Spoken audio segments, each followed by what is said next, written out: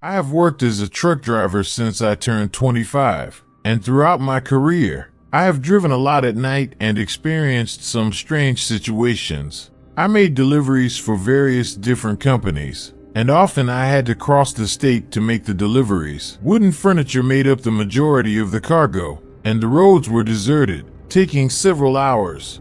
I was already running late to begin the journey, so I knew that most of the trip would be in the dark due to the empty desert roads. This allowed me to drive a bit faster than usual, but as soon as I saw something ahead, I had to hit the brakes hard to stop the truck. I parked behind a car that was on the side of the road in the desert sand. The car was one of those older models with its hazard lights on, so I got out of the truck to see if anyone needed help.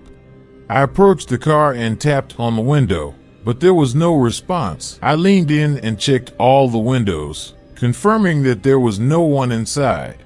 Although I couldn't see more than 15 meters ahead of me in the cold, dark desert, I felt very sympathetic that night and wanted to help. So, I went back to my truck and grabbed a flashlight from the toolbox under the passenger seat.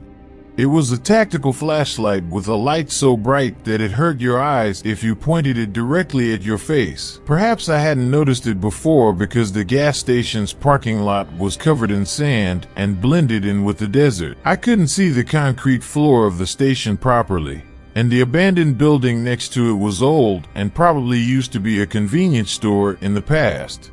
At that moment, it made sense to me that the owner of the car that was blinking by the side of the road was probably inside the station somewhere. So, I went up to the front door, which was completely broken.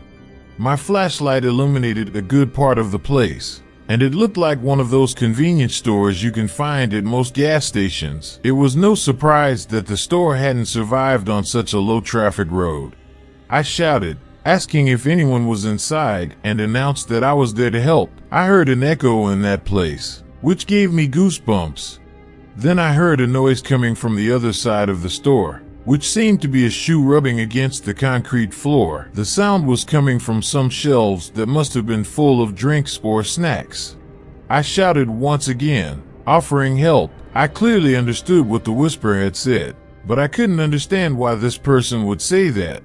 I also heard heavy breathing from one corner of the place, which was enough to make me rush out of there and back to my truck. I was completely confused for a few seconds and didn't know if what I was hearing was real or not. I don't know how to explain it, but I was disoriented.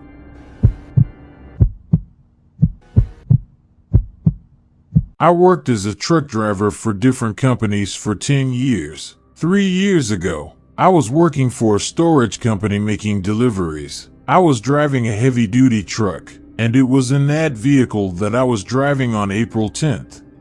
It was a freezing Monday. The week was just beginning, and there were many deliveries to be made, so I was trying to do everything as quickly as possible. I started driving at 3 o'clock in the afternoon and planned to arrive at the destination that same night. I didn't want to have to stop after midnight. I began driving 10 kilometers per hour above the speed limit, which is quite fast for a heavy-duty truck. I was starting to get very tired, but I was only an hour away from my destination, so I thought I could manage without stopping. My eyes were heavy, and it was hard to keep them open. I poured some water into my hand and rubbed it on my face, which woke me up a bit. At that moment, I was the only vehicle on the road. So apart from the light from my headlights, the road was completely dark. I remember vividly grabbing my water bottle to take a sip and almost spitting it all out onto the steering wheel when I saw a dark figure on the road ahead, approaching quickly. I hit the brakes, and as the truck slowed down, I could get a better look at the appearance of this person who was almost in the middle of the road. The man appeared to be wearing a black suit and had some kind of black scarf wrapped around his neck. He had a very long neck, so long that it almost seemed abnormal. I know that's a strange thing to notice about a person, but his neck was so long that it was almost eerie. But his face was completely blurred, and I couldn't see any facial features. As my truck slowed down and approached this mysterious person, I was about to roll down the window to ask if he needed help, but he simply turned to his left and ran towards the forest. At that moment, I didn't think much about the strange situation. I just stepped on the gas and continued my way. I was in a hurry, to be honest. It was only about 20 seconds later that my heart really started beating faster, because only then did I truly realize how strange it was. But suddenly, something else happened. As I was speeding up again, I saw something running in front of me on the road. At first, it looked like an animal, but as I got closer and the thing ran into the forest, I realized that it looked like a person. I didn't even slam on the brakes this time. I just kept going at high speed. I kept driving down the road and even accelerated a bit more because I was getting a little scared and wanted to go faster. But I was getting more and more tired, and sometimes I even crossed into the other lane without realizing. There was about 40 more minutes of driving, and I didn't know if I could make it all the way there.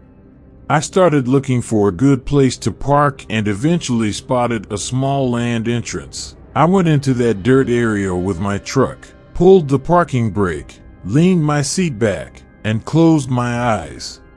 I couldn't sleep for even a full hour and woke up suddenly in the middle of the darkness. Outside, through the windshield of my truck, my instinct told me to turn on the headlights. So, I turned on the headlights, and the lights illuminated the area in front of me.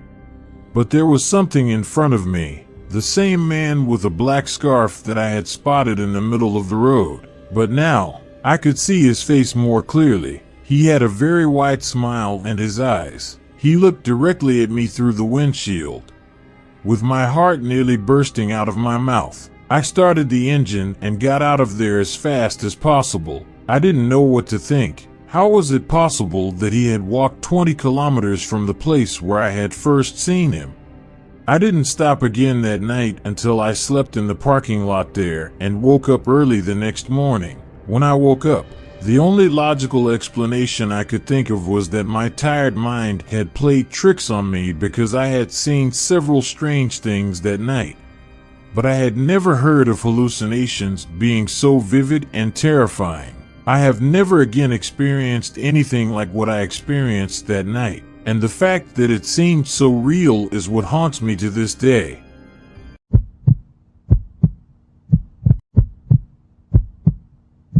Before getting an office job in the city, I worked as a truck driver for a delivery company. The salary was reasonable, and I enjoyed the job most of the time, but there were also some bad moments.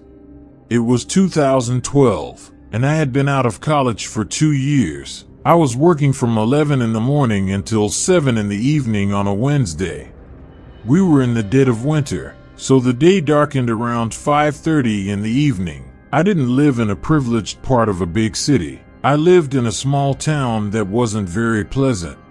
The area where I lived wasn't entirely bad, but at the same time, it wasn't very safe either. I often made deliveries in that area. The housing situation in my town was strange. Some blocks had rows of houses and shacks far apart from each other, while other blocks were completely deserted, with no houses.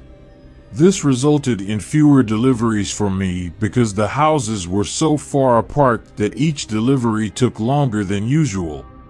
The deliveries for the day were marked on the map, so I always tried to take the most strategic route. After several hours of delivering that day, going through 3 different small towns, I started to enter a street that was in one of those blocks I mentioned earlier. It was a street with many small houses and shacks, which were quite far apart from each other. On one side of the street, there were houses and shacks, and on the other side, there was a forest. It was around 6 o'clock, and my shift was ending. I had a few deliveries left. There was a small isolated house on that street. It looked more like a shack. The package had to be signed by the recipient, which meant I couldn't just leave it on the porch. I parked in front of the house, went to the back of the truck, and picked up the largest and heaviest box of the day. It sounded like there were many pieces of metal clanking inside the box, and I couldn't even imagine what was in it. but my job was simply to leave the box in front of the house's door, and that's exactly what I did. There was no doorbell at this house, so I had to knock on the door, but I didn't see any lights on inside, and I also didn't see any parked cars, so I hoped someone was home. I knocked on the door a few times, and then I saw the curtain of one of the windows move, and I heard footsteps approaching the door. An older woman stuck her head out with a rather paranoid expression. When I told her I had a package for her to sign, she finally opened the door completely. She seemed nervous as I asked her to sign the package. Finally, she signed, and her signature was quite messy. She told me I would need to help her carry the box into her bedroom. I kind of expected her to ask for help due to her frail constitution. When I entered the house, I smelled a strong, unpleasant odor. Every house usually has a characteristic smell, whether good or bad. This house's smell was terrible, and I wasn't exactly sure what was causing it. She was leading me to the back of the house, which was behind the small living room. She took me down a narrow hallway where I struggled to carry the box, and then she led me to a door. She opened the door and told me to place the box inside the closet at the back of the room. I asked her to turn on the light, but she said the light was out. The room was nearly pitch black. The only source of light was the living room light spilling in through the hallway and illuminating the room. I could see very little, but I tried to maneuver the box inside. As I entered the room, very carefully and straining my eyes to try to see, I reached the middle of the dark room. That's when, in the midst of the darkness, I saw a person standing inside the closet. I was certain it was a person due to the silhouette. I saw this person moving in the corner of the closet. There was no logical explanation for it. The person was clearly trying to hide from me, waiting for me to come closer. With adrenaline rushing through my body, I quickly set the box down and started to leave the room. I rushed out, passed by the woman, and told her I didn't know what she and the person in the closet were planning to do, but I didn't want to stick around to find out. I finished my shift that day and went home. The next day, I immediately started looking for another job, one that was better and safer.